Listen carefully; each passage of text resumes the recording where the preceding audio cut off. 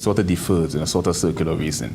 A theoretical basically means a collection of propositions that... So, being able to write and compose music, understanding the physics of music is inevitable. It helps you embody music as a whole far more effectively. One of the phenomena in music is octaves.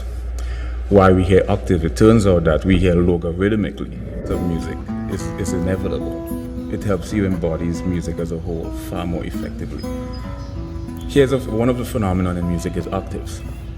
Why we hear octave, it turns out that we hear logarithmically, meaning that the human ear interprets sounds in increments. So, when you hear A chord, primarily is 440 hertz. That is the number of waves that occurs per cycle. Hertz was actually named after a person. When you double the frequencies, 440 hertz, you get 880.